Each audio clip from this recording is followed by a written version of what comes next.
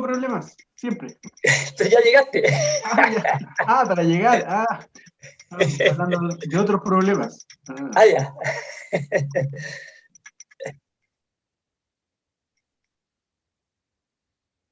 Eso sí que es grave. Eso sí que es grave. Ahí ya es un problema serio. Lo demás no importa. Yo no sé cómo te aguantan, Reinaldo.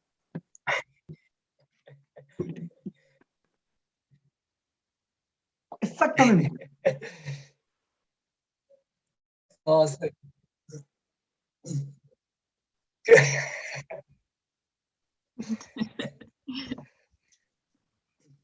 No, Reinaldo se debe portar bien en la casa.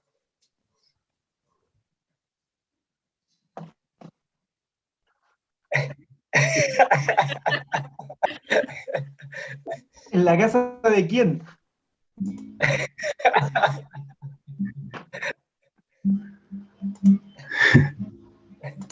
Pero, ¿vas a la feria, Reinaldo? Ya, pues, ¿viste? Ya, ¿La eso es losa? portarse bien ya. ¿Lava la losa?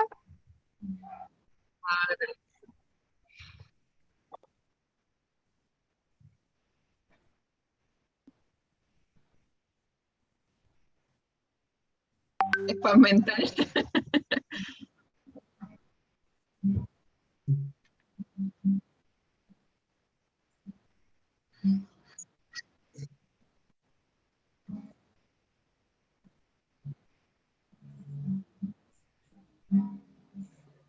Bueno, yo una vez me eché un ramo y llegué a mi pieza a ordenarla. Llegué y dije, ya me eché un ramo. Llegué y di vuelta a mi pieza entera. Es como quizás por la misma onda. Sí, Como puede ser. tratar. Para liberar alguna, no sé, alguna tensión. Oh, Pero sorry, Gonza. Creo que el Gonza quería hablar algo. Si Reinaldo cuando quiera hacer terapia puede venir aquí a mi casa, ¿no?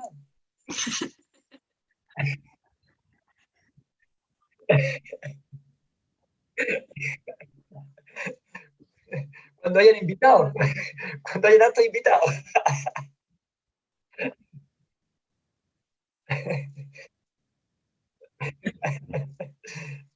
Es súper estresante lavar la losa. Sí. Lavar las joyas. Es horrible. Sobre todo cuando hay escritura. Es horrible. A mí, la única actividad que me desagrada de hacer asado en una casa es lavar losa. Todo lo demás lo puedo hacer, pero lavar la losa de verdad no me gusta. No, para mí es estresante porque tenéis que estar preocupado de la cantidad mínima de agua a utilizar en cada artefacto, porque el agua está súper escasa, entonces eso me estresa mucho. A mí no me gusta trapear. Es lo que no me gusta porque hay que estrujar el steak. Uno que hago con todas las manos cochinas, no me gusta. No, Paso con el no es que me guste o no me guste, sino que lo hago, no, pues ya es costumbre. Lo entretenido es que uno encuentra formas, digamos, de hacer las cosas. Por ejemplo, si yo tengo fritura, un dato de Rebeca, lo que hago es, con la servilleta o con papel, le saco el aceite primero a las cuestiones, ¿cachai? Aprovecho eso, las servilletas que quedan montones, y le saco el aceite, por lo tanto, y así queda con menos aceite. Claro, una buena opción. Yo hago algo parecido, pero les tiro agua caliente. Y el agua caliente se lleva todo. Igual como cuando hay que lavar cosas con chocolate, les tiráis agua caliente y es rico. Sí, pero se te va todo el aceite y la grasa se te va por el desagüe, que tampoco es bueno. Yo hago lo mismo que yo limpio todo, los platos, las cucharas, las ollas, todo, dejo todo limpiecito con un pedazo de nuevo, con un pedazo de servilleta que haya ocupado, y después lavo. Bueno, sí, una manera más consciente de hacer las cosas. Sí. Voy a tomarlo en cuenta. Bueno, y el aceite, bueno, yo no cocino, eso sí que no cocino. Pero el aceite que se ocupa, lo echamos en un bidón de 5 litros, y ahí lo vamos juntando. Y una vez que se junta, mandamos llamar a alguien para que lo venga a buscar de los recicladores que ocupan el aceite y se lo llevan. Bueno, súper, eso hay que hacerse. Buenísimo. Y por ejemplo, yo hago, mira, el otro truco es el siguiente. La loza que no tiene aceite, esa la lavo aparte de la loza que tiene aceite. Sí, Porque hay muchas primero cosas que yo... Y esa loza que no tiene aceite, obviamente utiliza mucho menos detergente.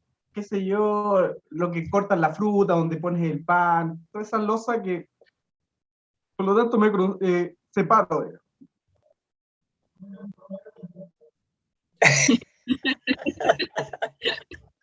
Claro, porque no es llegar y tirarle agua y agua caliente y todo así, y gastar a destajo, no, pues viejito, no es eso la cosa, pues. Lo siento, lo siento.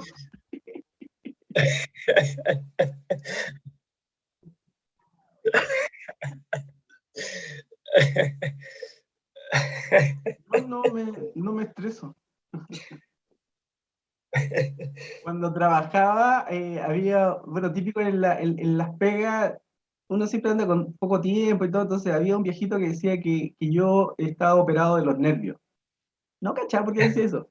Porque al final no me urgía, pues, ¿para qué? ¿De qué te sirve urgirte? ¿De qué te sirve estresarte? No es útil, ¿cachai? Si fuera útil me estresaría, pero no te sirve, pues. Me estresa modelamiento diferencial. Ahí sí que estoy. Sobre todo los de prueba.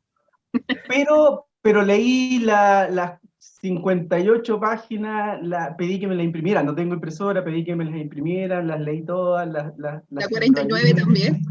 La 49 que la encontré, tengo que dar disculpas públicas, encontré la 49 y bueno, los completos están, tienen que venir a mi casa cuando estimen conveniente y nos juntamos acá y hacemos completos y asados si quieren, y incluso el Reinaldo lava la loza. Reinaldo, el Reinaldo le hacemos terapia ahí. Dale, el Reinaldo. La Rebe se trae una tortita rica y Yo, disfrutamos una tarde de asado. Ya, pues estresémonos entonces. ¡Oh!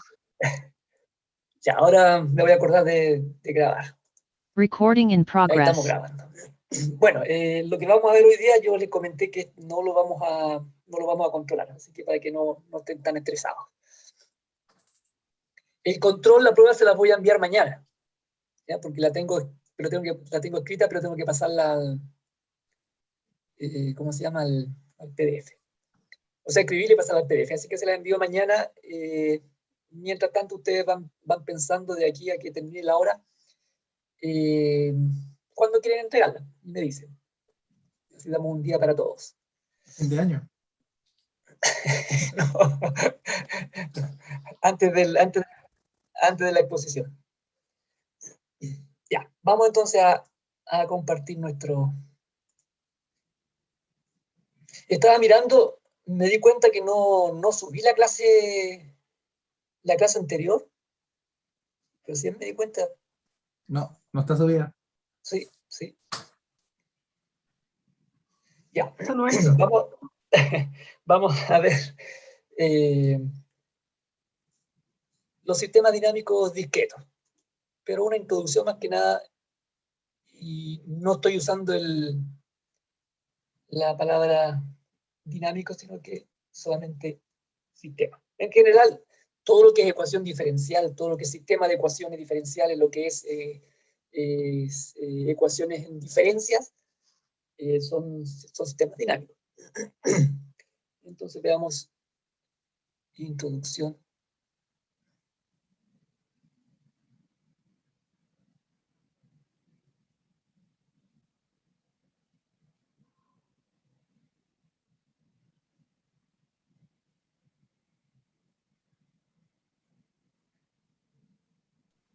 Disculpa, ¿no quedó pendiente también un ejercicio de Hamiltoniano, de sistemas hamiltonianos? Sí, pero se lo voy a dejar ahí En el apunte. en el apunte, sí. Ok.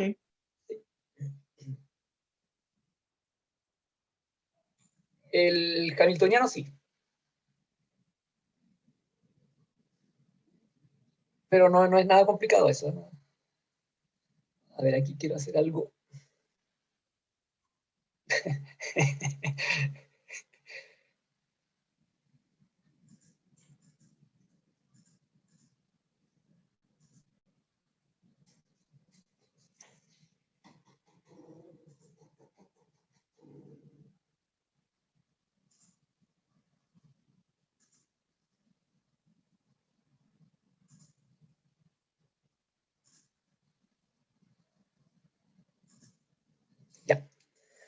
Ahora sí.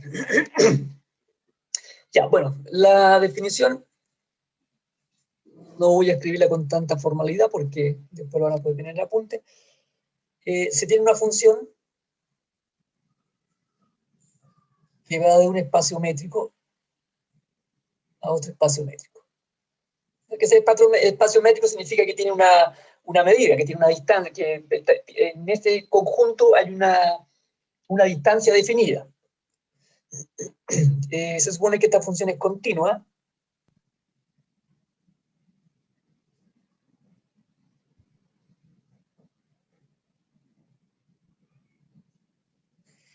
Y un punto X que pertenece a ese conjunto, a ese espacio métrico. Entonces se define la órbita, y la dentamos ingeniosamente por orf de X bajo F como el conjunto X, F de X, F2 de X, hasta Fn de X. Bueno, y sigue después. Pero estos F no representan derivadas, sino que estos Fn de X es F compuesto con F compuesto con F todas las veces que sean necesarias. Si llegamos hasta el n, entonces n veces. ¿Ya? Entonces no confundir con una derivada, sino que corresponde a una composición de funciones. Esta función f recibe el nombre de iteración, porque va iterando cada vez en la composición. Otra cosa importante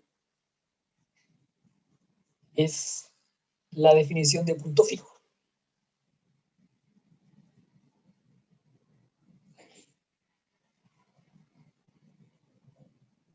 Bueno, hay más cosas aquí entre medio de las que yo escribí. Por ejemplo, si n es igual a 0, entonces la función es la identidad. En general, uno asocia n al tiempo y fn la posición. Entonces, por ejemplo, aquí en el tiempo 0 la posición es x, en el tiempo 1 la posición es f de x, en el tiempo, en el tiempo, así bien dije, en el tiempo 0 la posición es x, en el tiempo 1 la posición es f de x, en el tiempo 2 la posición es f compuesto con f. ¿Ya? Y así sucesivamente. Entonces definimos el punto fijo. Se supone que seguimos trabajando con la misma función, con el x que está en el espacio métrico. Y el punto fijo es aquel que cumple con algo conocido, bueno, x0, ¿no? Y la función evaluada en x0 tiene que ser igual a x0. Entonces la órbita para el punto fijo, fíjense en lo siguiente, ¿cierto? La órbita para el punto fijo, en este caso x0. Disculpa, ¿la función evaluada en x0 tiene que ser igual a 0 o a x sub 0? No, x0, x sub 0. X sub 0. ¿Ya? Entonces fíjense que si hacemos la compuesta n o más veces, lo que uno obtiene es, primero, x0. Aplica la función. sobre esa función f de x0, aplica nuevamente f. Y así podemos seguir. Pero como f de x0 es igual a x0, entonces simplemente la órbita está formada por x0, x0, x0, etc. Porque cada vez que aplico f sobre x0, me está dando x0. Entonces la órbita de un punto fijo siempre va a ser n veces el punto x0.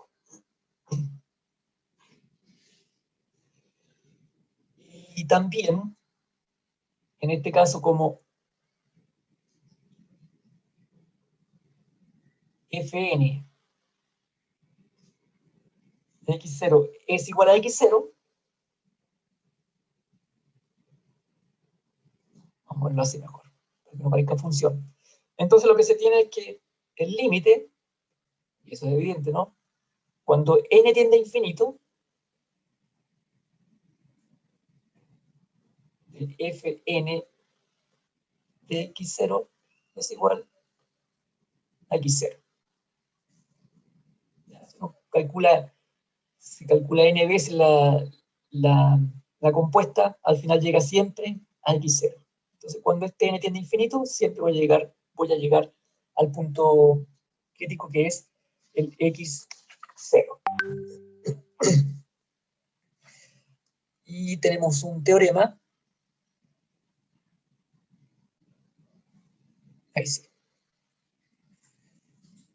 Que dice lo siguiente.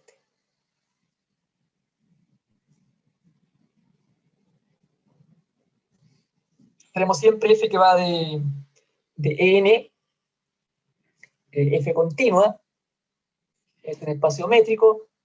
Si yo tomo un x0 que pertenece al espacio y un y sub 0 que también pertenece al espacio, de manera que el límite cuando n tiende a infinito de la n compuesta de f sobre x0 es igual a i sub 0, entonces todo esto significa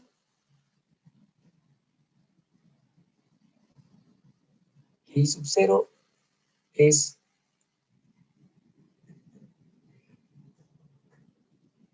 punto fijo de E bajo F.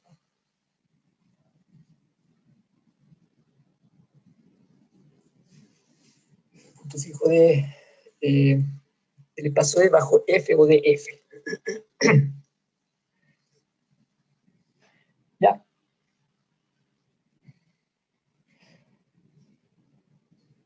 Esto no es difícil demostrarlo.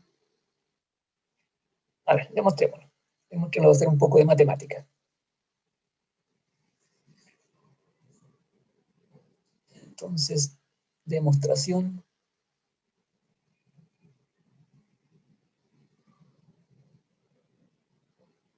Hoy día alguien me hizo un comentario. Bueno, Gustavo, tú eres matemático, así que tú te codeas con los números. No, le dije, no, yo no veo nada de números, veo puras letras. ¿Por qué es así? Pues yo veo puras letras nomás. Sí, también suelen decir, oh, calcula tal cosa, y uno, no, es que no veo números. Sí, no tengo calculadora, vaya a preguntarle al casero de la feria. Son una bala para sumar. Ya, entonces tenemos que i sub 0, por hipótesis, es el límite cuando n tiende a infinito de la enésima composición de x sobre x sub 0. Dado aquí está dado por hipótesis.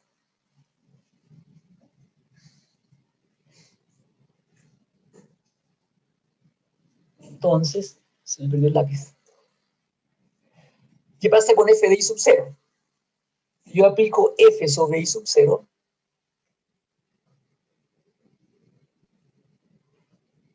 entonces va a ser f aplicado sobre el límite.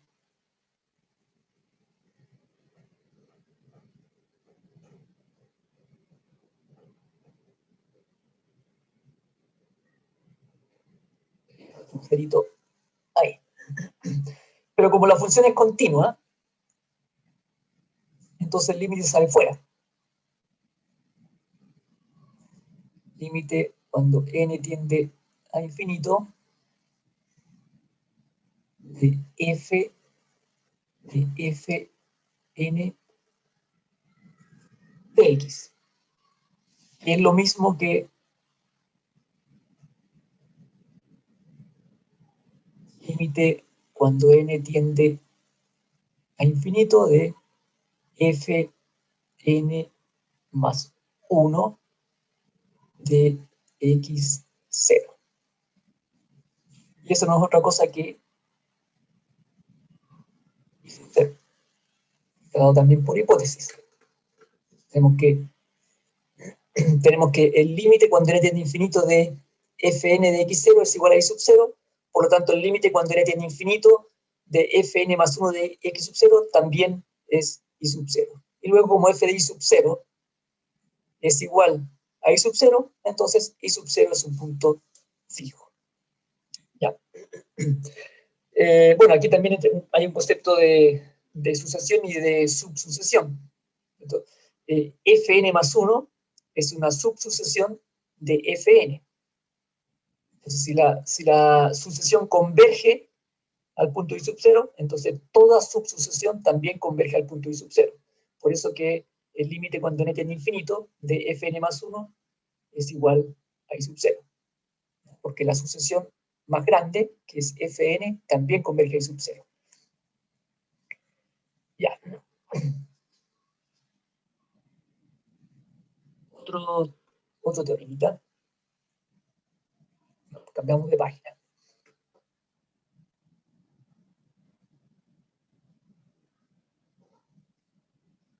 Esta parte es más como teórica.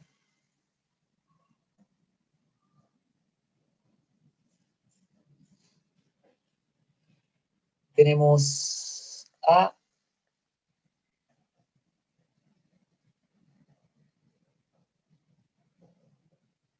un intervalo en R. Tenemos F de A en A continua.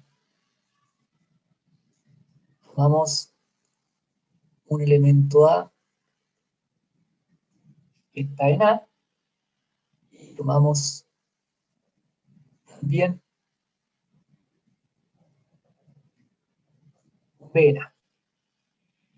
Entonces tenemos una función que va de un conjunto A de un conjunto A, donde es un intervalo en los números reales, y tomamos dos elementos de conjunto A, A minúscula y B minúscula, de modo que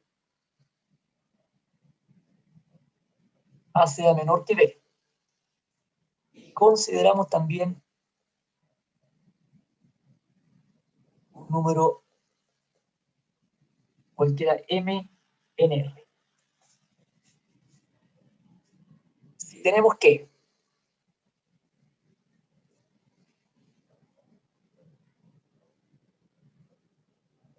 f de A es menor que M y es menor que f de B, o f de A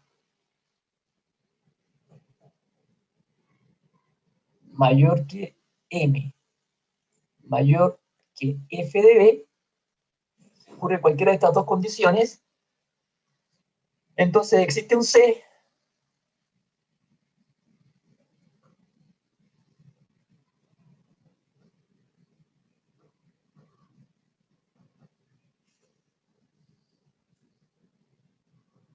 para que el C está entre A y B,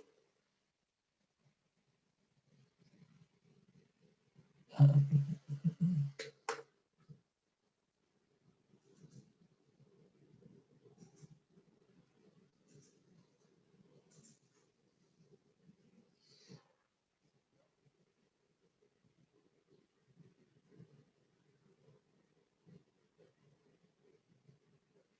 sí.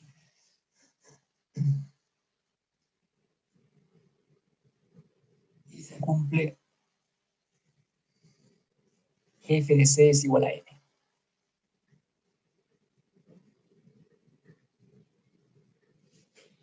Ahí está.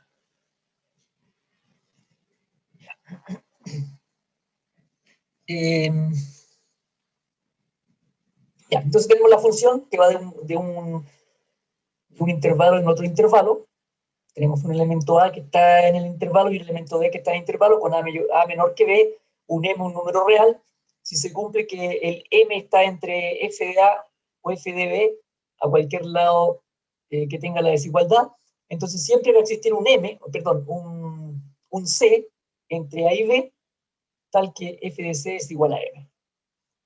La demostración tampoco es complicada. Se la voy a... bueno, hagámosla. Ya que estamos en esto, hagámoslo. Es como el teorema del valor medio, ¿no? Ah, similar, muy similar, eso les iba a comentar.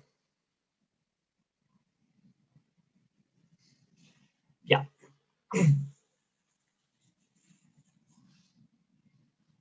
Entonces, veamos a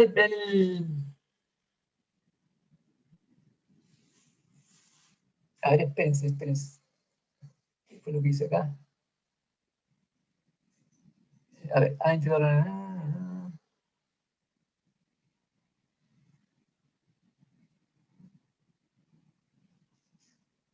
no, prefiero hacer el otro teorema.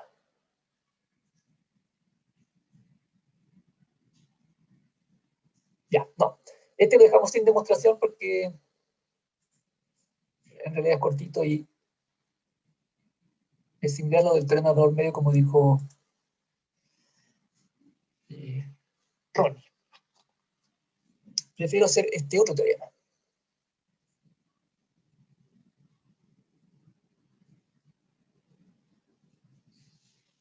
Ahí. Tenemos nuevamente un intervalo.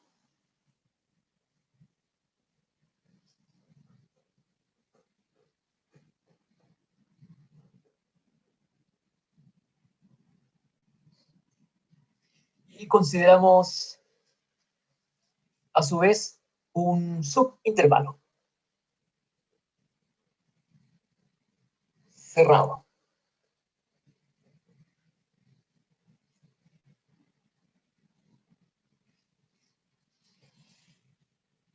Entonces, si f evaluado en cualquier punto del intervalo está dentro del intervalo,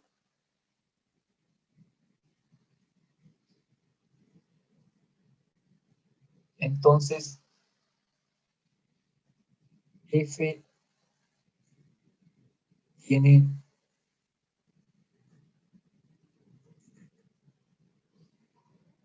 un punto fijo en el AB.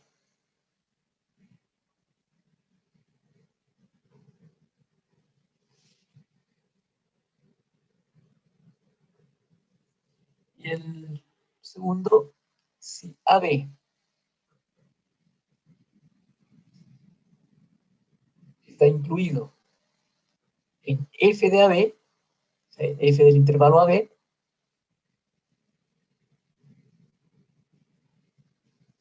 entonces lo mismo, f tiene un punto fijo en AB.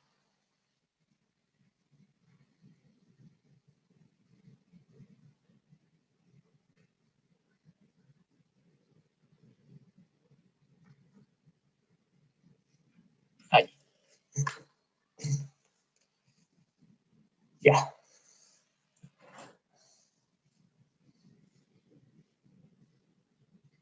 Veamos la demostración.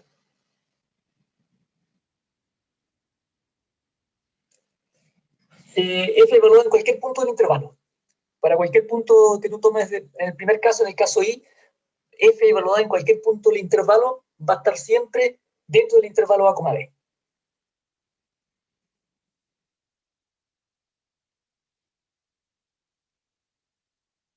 Exacto, exacto. Claro, entonces, claro, aquí, si yo tomo, por ejemplo, evalúo F en A, ese F de A va a estar dentro del intervalo A, B, que obviamente va a estar en el eje de las imágenes. O sea, ¿qué quiero decir? Acá hay un intervalo A, B. Hay un intervalo.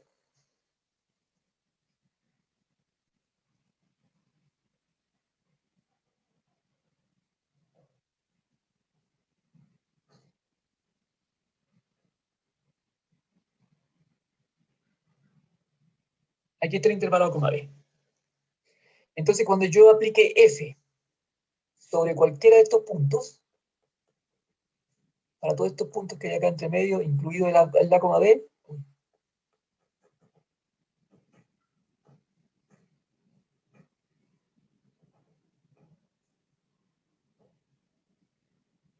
aquí, esto va a tener que estar dentro de A y B. ¿Ya? O sea, sí, claro, si yo tomo acá, si yo tomo A, entonces aquí tengo, no, pues es que es cerrado, es intervalo cerrado. Si este, no sé, pues si esta es la, por decir algo, si este es igual a f de x, entonces f de A está aquí, f de B está aquí. Entonces, todos los puntos que están aquí adentro, entre f de A y f de B, están también en el intervalo A, B. O sea, este intervalo que está acá, que es de las imágenes, es el mismo que está acá. Ah, bueno, estaría un poquito más abajo porque no es, es un subconjunto sin incluir el igual. Sí. Un conjunto propio ya ni me acuerdo sus nombres. Pero esa es la idea. Ya que el intervalo de las imágenes que se genere aquí va a estar siempre entre A y B. O sea, si este punto A es 1 y este punto B es 7, entonces las imágenes van a estar dentro de 1 y 7. Esa es la idea. Ya, demostremos por lo menos la primera. La segunda es muy similar.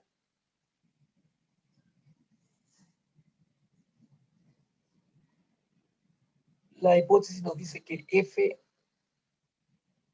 de cualquier punto que está en el intervalo A, B está dentro del intervalo AB.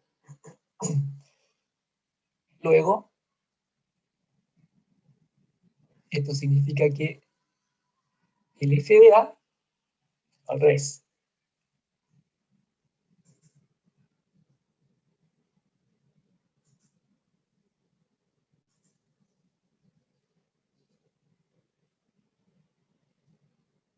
que A es menor o igual que f de A, y también que f de B es menor o igual que B. Es más o menos lo que habíamos explicado recién con el dibujo. Vamos a construir una función h.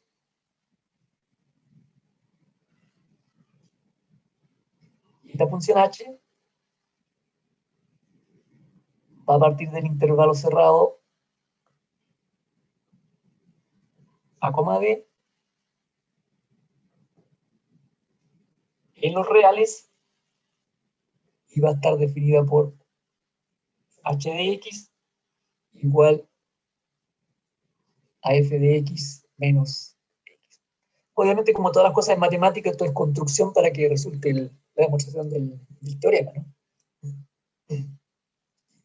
Y suponemos que esta función h también es continua en el intervalo a, b. Si nos fijamos el h de a, si evaluamos h en a, eso nos queda mayor o igual que 0. Y si evaluamos en b, h de b es menor o igual que 0. Si ponemos el a aquí, el f de a menos a, pero a es menor o igual que f de a, por tanto entonces el h de a es positivo. Por otro lado, f de b es menor o igual que b. Si reemplazo en la función h el x por el b, me queda f de b menos b. Y como f de b es menor o igual que b, entonces el h de b es menor o igual que 0. Pero por el teorema que no demostré, existe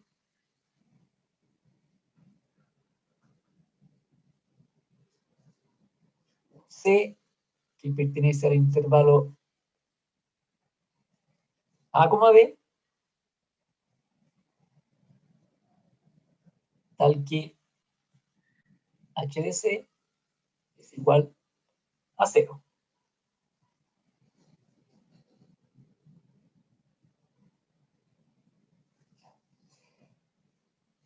Pero también h de c, si me alcanza este espacio, por la definición de h, eso es f de c menos c. Pero f de c menos c, o bien h de c, es igual a 0. Y luego f de c es igual a c. Aquí esta igualdad, tenemos que, como h de c es igual a 0, h de c es igual a 0, entonces, y también h de c es f de c menos c, me faltó el signo igual ahí,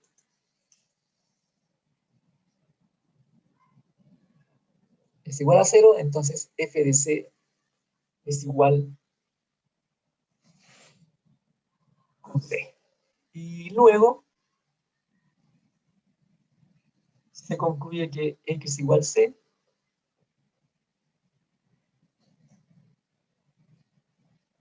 es punto fijo. Bueno, de f en el intervalo a, b, porque consideramos el c entre a y b. Que esa es la primera parte del teorema que se pedía. Que si f evaluada en el intervalo a, b, en cualquier punto del intervalo a, b, es un subconjunto del intervalo a, b, entonces f tiene un punto fijo en a, b. Y ahí lo demostramos. Ese punto fijo es x igual c en este caso. El otro caso, el caso 2i, se demuestra en forma similar, solo que aquí va a cambiar este a menor igual que f de a y va a cambiar este f de b menor igual que b. Se va a invertir todo, y de todas maneras van a llegar al c entre a y b, y entonces x igual c va a ser un punto fijo.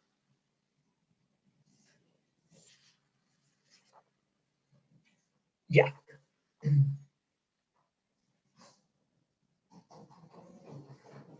Otra cosa interesante que ver.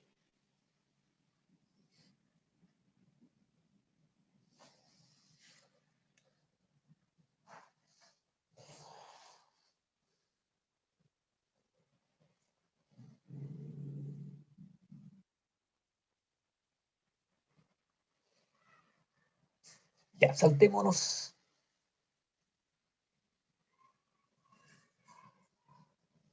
a la siguiente definición.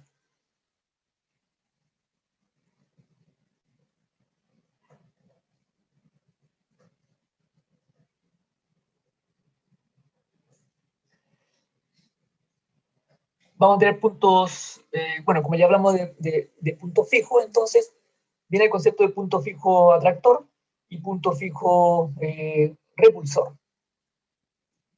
Entonces, hablamos del punto fijo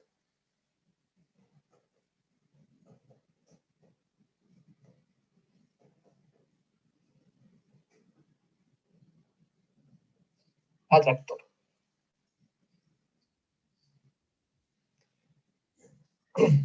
Tenemos nuevamente una función f que va de un subconjunto A de R en R, función continua. Vamos a tomar, bueno, hay que escribir, si no después nos fallan las f de A subconjunto de R, R, la función continua, un x0 que está en A, que es un punto fijo, f de x0 igual x0. Entonces, x0 es atractor.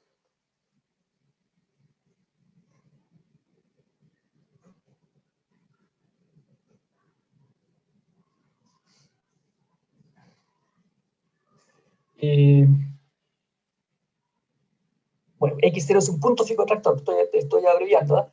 Si existe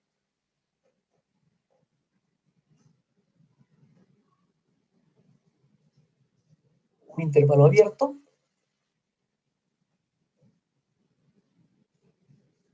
A, B, donde x sub 0, que es el punto fijo, pertenece al intervalo A, B,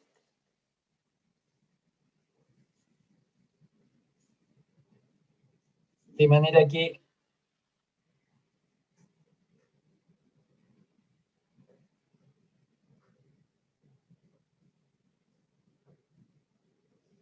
la función evaluada en el intervalo abierto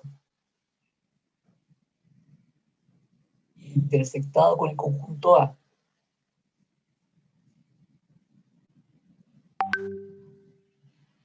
es un subconjunto de A, B inter A. Es algo muy similar a lo que vimos en el caso anterior.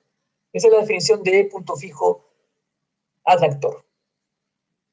Siempre hablamos de una función, hablamos de un punto que pertenece a un conjunto.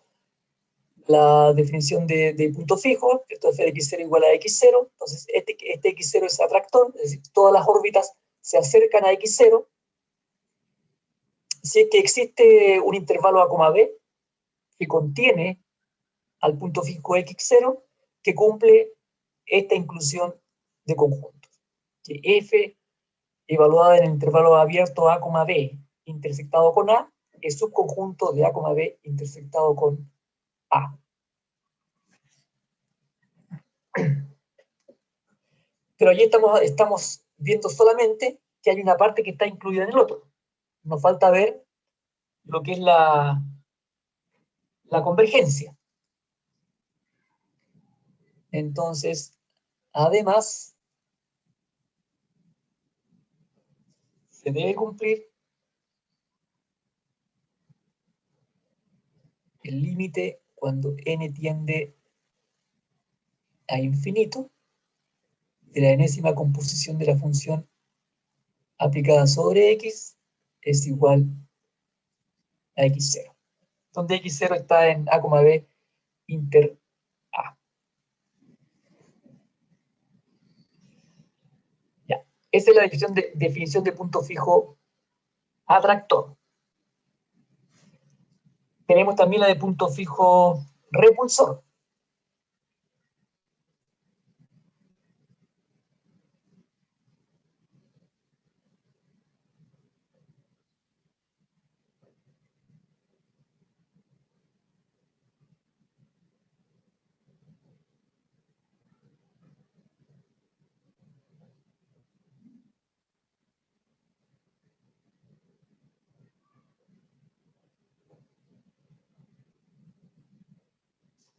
fijo repulsor.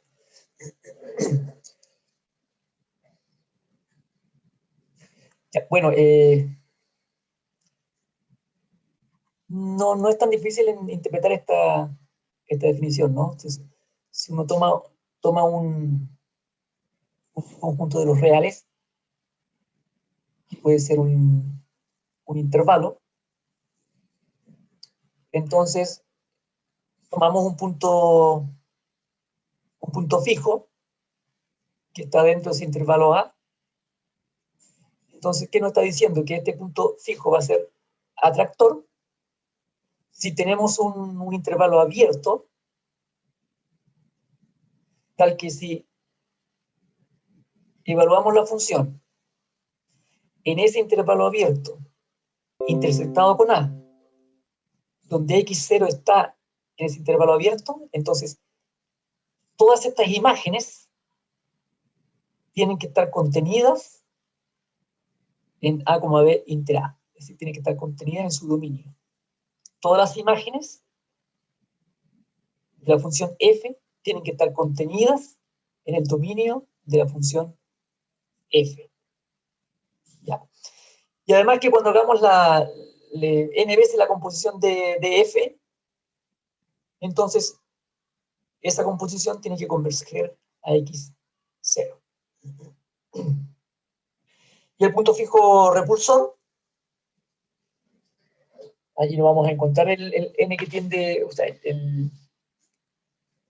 cuando n tiende a infinito nos vamos a encontrar que es igual a x0 porque obviamente está repeliendo. Si está repeliendo, todas las órbitas o todos los elementos de la órbita no están llegando al punto x0.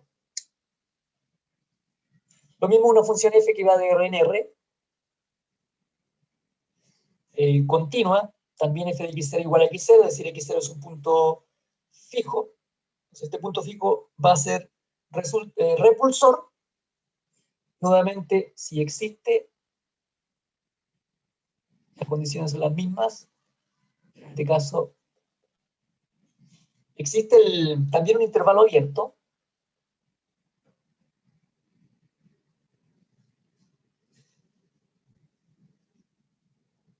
de modo que el punto fijo también pertenece al intervalo abierto, de modo que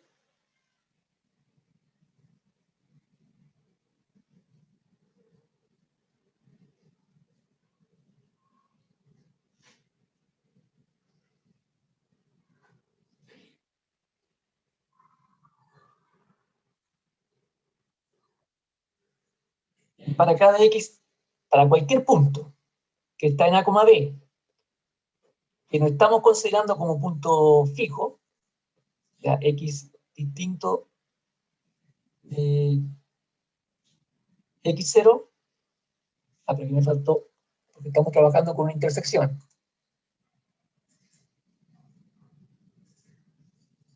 Aquí. La misma idea anterior, inter A,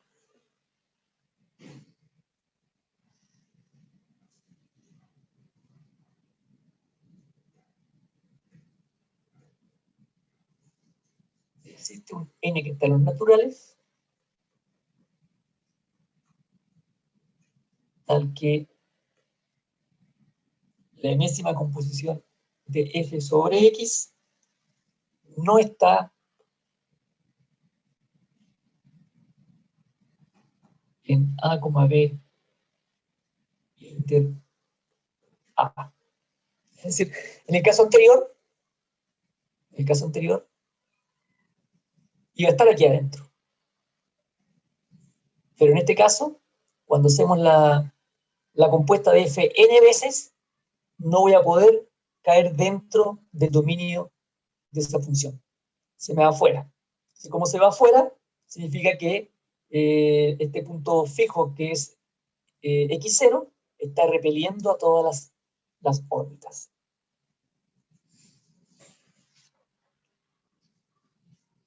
Ya. Pero generalmente las definiciones no son muy aplicables salvo que sea para una demostración. Entonces, vamos a tener un teorema que nos ayuda a resolver el problema.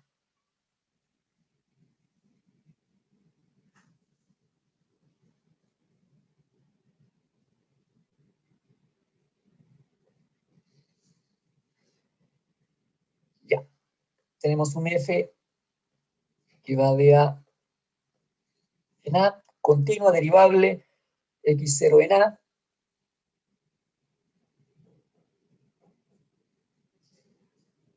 X0 es un punto fijo.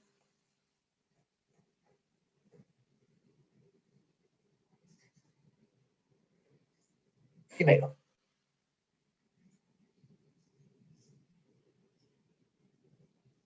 Si el valor absoluto de la derivada del punto fijo es menor que 1, x0 es punto fijo atractor.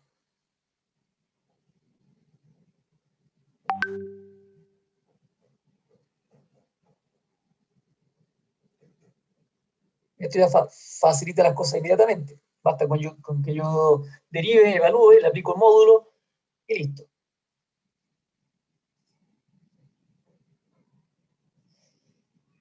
Y el segundo caso, si el valor absoluto de la derivada evaluada en el punto fijo es mayor que 1, entonces x0 es punto fijo repulsor. El problema cuando es igual a 1. Cuando es igual a 1 no tenemos información al respecto y hay que ir a trabajar con la función en sí y con los puntos fijos que tengamos para ver si es repulsor o es atractor. Ya. Vamos a hacer la primera parte. La segunda parte sale en forma similar. Bueno, no en forma similar, hay que ir haciendo algunos cambios en función de la repulsión. Entonces, demostración. Ya.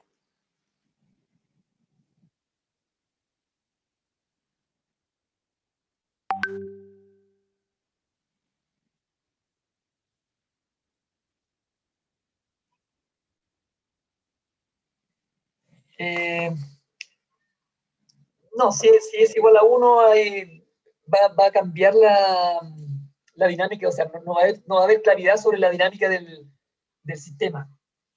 Entonces, no hay una manera clara de poder saber qué pasa con eso. No es que no sea ni atractor ni repulsor, sino que puede ser atractor, puede ser repulsor, no sabemos. O sea, no es como exacto, es como el criterio de la primera derivada, para los máximos y los mínimos.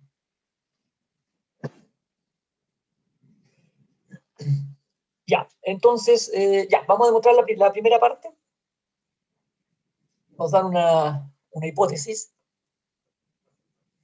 que f' de x0 el valor absoluto es menor que 1. Si ocurre eso, es equivalente, por definición de derivada, a decir que el límite, cuando x tiende a x0, de f de x menos f de x0, partido por x menos x0, es menor que 1. Pero, nuevamente, estamos trabajando con una función continua. Si la función es continua, entonces nos queda el límite cuando x tiende a x0 del valor absoluto de f de x menos f de x0 partido por x menos x0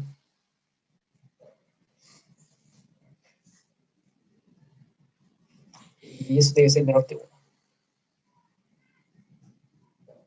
Ahí. Repito, como la función es continua y el límite, entonces el límite puede salir fuera. Ahora hay que empezar a hacer los truquillos, ¿no? Los trucos. Entonces sabemos que vamos arriba.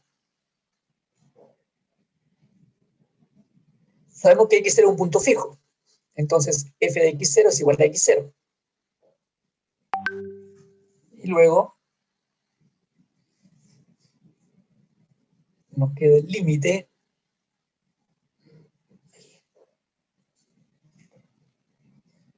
cuando x tiende a x0, el módulo de f de x menos x0 partido por x menos x0, y eso es menor que 1. Vamos a considerar un número real c que pertenece a los reales, tal que límite cuando x tiende a x0. Estas son las partes rebuscadas que cuando se está haciendo la demostración uno dice, ¿qué me falta aquí? Ya, pues me falta un c. F de x, o de repente cuando hay que sumar un 0, partido por x menos x0, y el c tiene la característica que es mayor que el límite, pero menor que 1.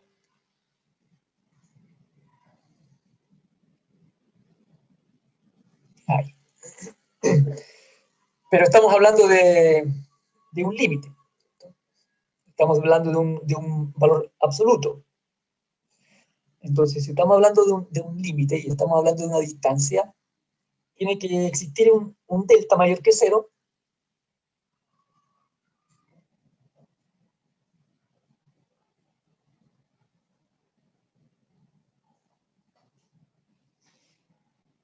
De modo que para cualquier punto x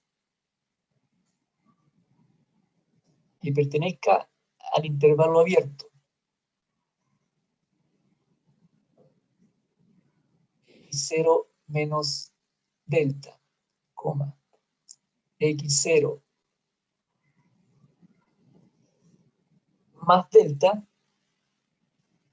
intersectado con a, y ahí aparece nuestra definición que estaba más arriba. Esto va a significar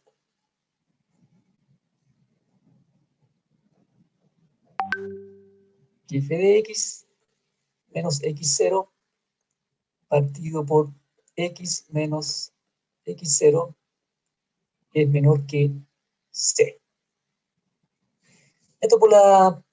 Este delta aparece por la definición de límite nada más.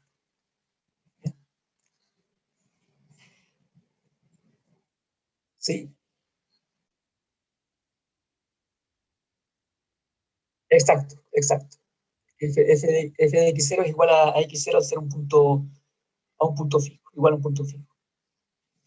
De este último valor absoluto, me faltó, no, está bien. De ese último valor absoluto, entonces tenemos que f de x menos x0 es menor que cx menos x0. Pero x menos x1 es menor que delta. Aquí está. X menos x1, perdón, menos x0.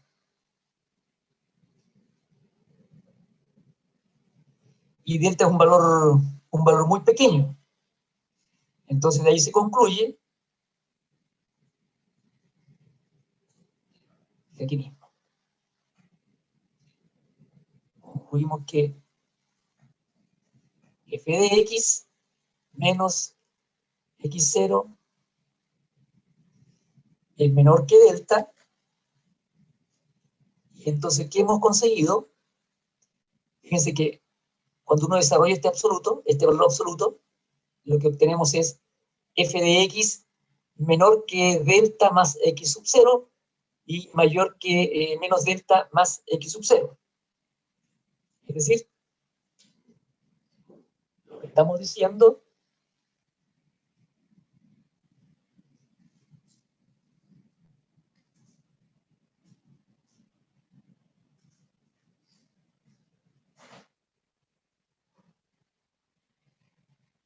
f evaluado en x0 menos delta, x0 más delta intersectado con un conjunto A está dentro de x0 menos delta, x0 más delta intersectado con A. ¿Ya? Esto es lo que teníamos. A partir de este límite, encontramos un delta mayor que 0, tal que x está dentro de este intervalo. ¿Ya? Pero si está dentro de este intervalo, entonces este valor absoluto tiene que ser menor que c. Pero a su vez, el f de x menos x sub 0 es menor que delta. Entonces estamos hablando de una función que está evaluada dentro de un intervalo que al intersectarlo con A, vamos a tener que estar dentro de ese otro intervalo intersectado con A. O sea, ¿qué estoy diciendo? Si yo le quito el A, le quito la intersección con A, entonces me queda f de x0 menos delta, x0 más delta, está dentro de x menos x0 menos delta, x0 más delta. Y si aquí adentro intersecto con A, entonces aquí también voy a intersectar con A, y luego la función evaluada en todo este conjunto está dentro de todo este conjunto. Y esa es la definición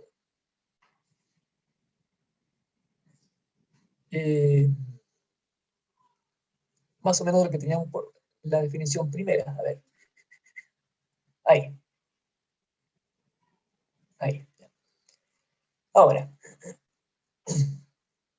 esa es una parte.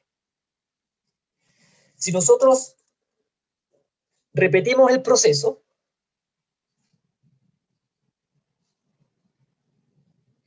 esto de aquí, si repetimos el proceso que f de x menos x0 es menor que delta, teniendo presente que f de x menos x0 es menor que c por x menos x0, ¿cierto? Estas dos cositas, entonces, aquí me alcanza. Yo puedo repetir el proceso y decir que la segunda compuesta de f sobre x menos x0 es menor que c por x menos x0, y por supuesto va a ser menor que c cuadrado por x menos x0. Y así puedo seguir. Voy a llegar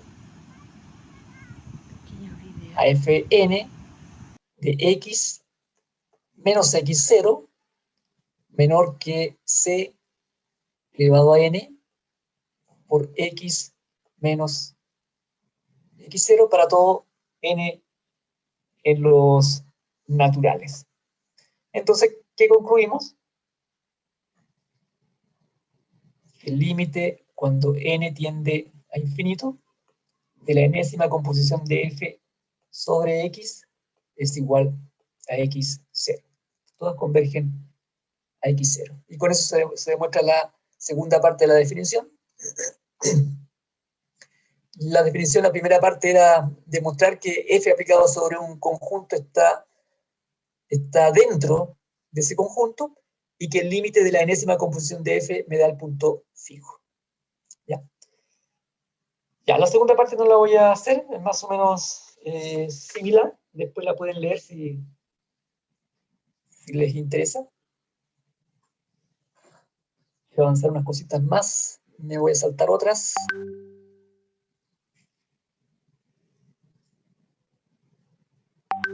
Alguna definición podría ser que el punto fijo no fuese ni atractor ni repulsor. Se puede dar esa posibilidad. En ese caso se dice que se trata de un punto fijo neutro.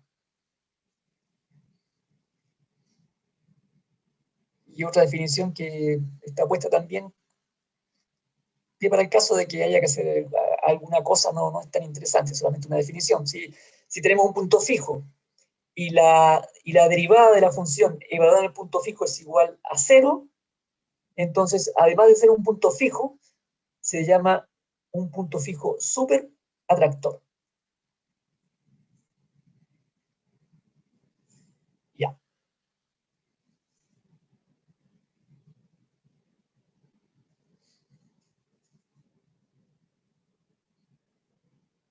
Veamos una cosa interesante que es, ¿cómo llamamos a esto?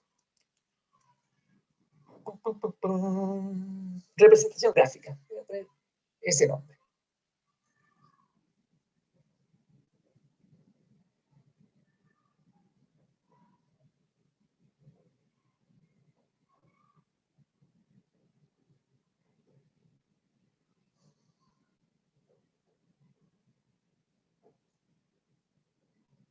Es como una observación. Del mismo modo, si tenemos un subconjunto en los reales, una función f que va de en a en a, ver, f de a en a, que es continua, una que está en a, la mayúscula es un conjunto de R,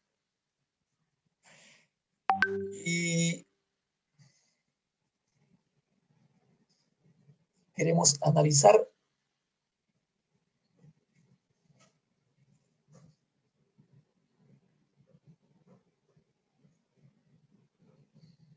está un poquito desordenado esto porque estoy conversándolo más que nada.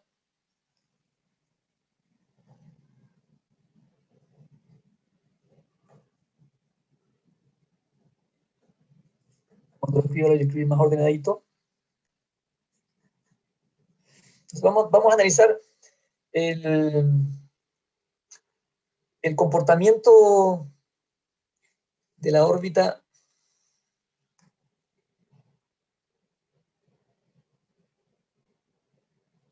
del punto A bajo la función f. Bueno, para esto se requiere conocer la gráfica de la función. Voy a hacer una gráfica aquí.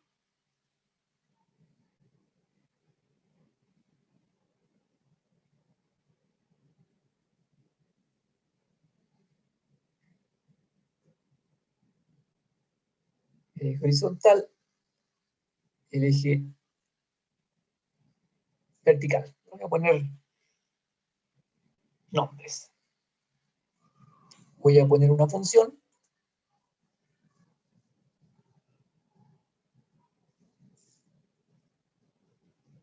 Que me salga bien nomás lo que quiero hacer. Si me queda muy amontonado, digamos que es ese de ahí. Me resulta bien, copio la misma después en la punta.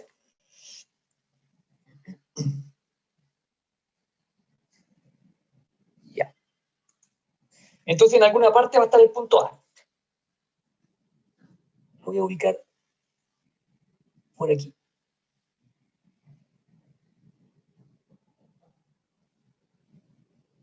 Entonces lo que yo quiero saber es cómo se comporta la órbita o cuáles son los elementos de la órbita de la función f que tenemos aquí en relación al punto A. Esto lo voy a llamar por acá.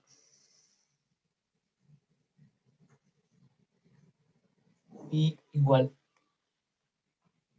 f de x. Entonces, ¿qué vamos a hacer? Tengo el punto A. Encontramos la imagen del punto A bajo f. La imagen del punto A bajo f. Por aquí más o menos. Negrito.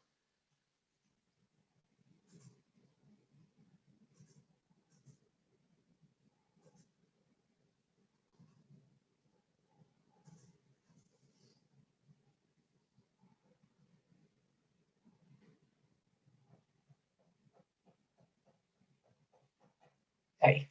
Esto es f de A. Ahí está.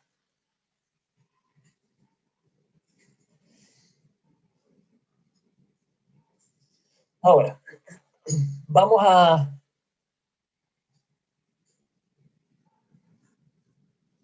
graficar aquí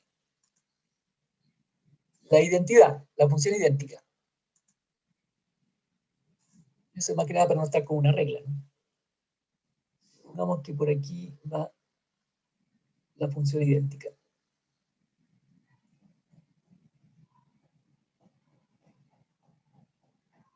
Este es referencial. Esa función de identidad me sirve para determinar cuánto es el valor de f de A en el eje horizontal. Entonces, como este en azulito es la identidad y esto es f de A, con esta recta de identidad yo puedo saber cuánto es f de A en el eje horizontal, que sería esta distancia que está acá. Ahora, si de lo contrario uno toma una reglita, mide la distancia que hay desde el 0 hasta el f de A y la marca aquí abajo. Pero con la identidad uno puede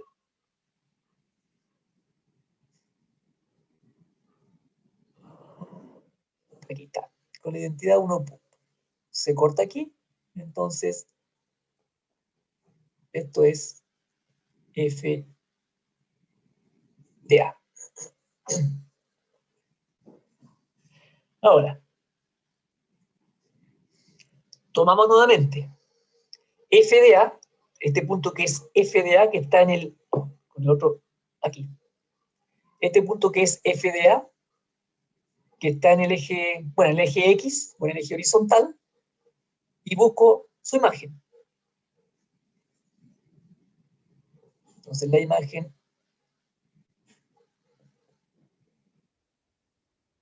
exacto.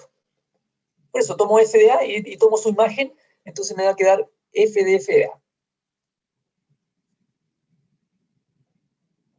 Ahí. Ese punto. Es decir, ese punto es la segunda compuesta de A, bajo F. Entonces ahora tengo que identificar dónde está la segunda compuesta de A en el eje X. Entonces para eso me aprovecho de la identidad, extiendo hasta ahí me corta la identidad, entonces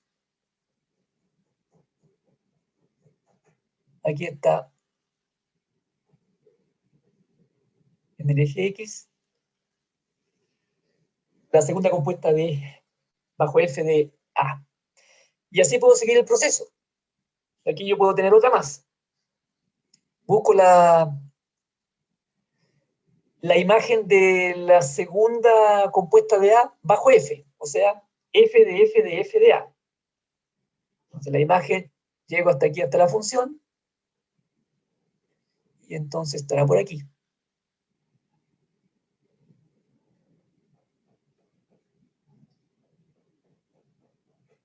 Ahí. Luego esto será la tercera compuesta de f bajo a. Para saber cómo lo ubico en el eje X, nuevamente intersecto con la identidad. Aquí intersecta, y aquí estaría la tercera compuesta de f bajo a. Y de esa manera obtenemos la órbita correspondiente. Eso van a ser números.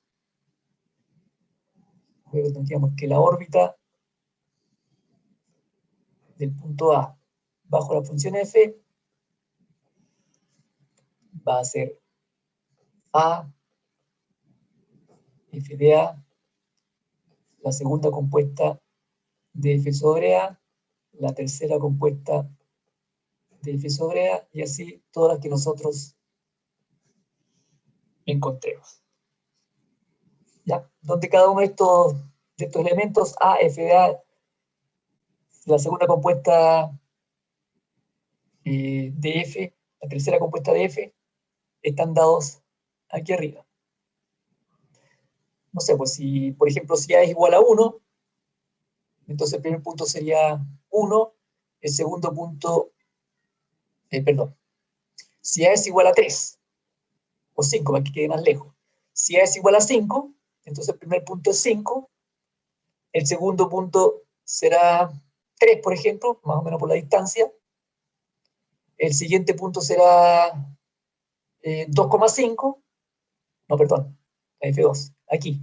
Podría ser 6, y el último sería 2,5. O sea, va saltando de un lado a otro. No es que en la órbita haya que ponerlos tal como aparece en la recta. O sea, en la órbita no se va a poner F3A, FA, A, F cuadrado A. No. En la órbita se pone en orden de las funciones compuestas. Solo que como estas expresiones van a ser números, van a quedar como números. Más o menos como están ubicados, como decía, podría ser 5, 3, 6, 2, una cosa así. ¿Ya? Entonces, esa es una forma gráfica de determinar la órbita de un punto, siempre y cuando tengamos la gráfica de su función.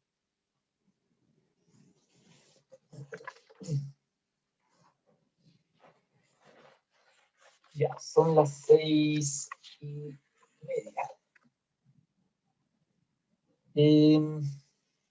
Ya, descansamos un ratito entonces. 5, 6:30. Hasta 10 para las 7.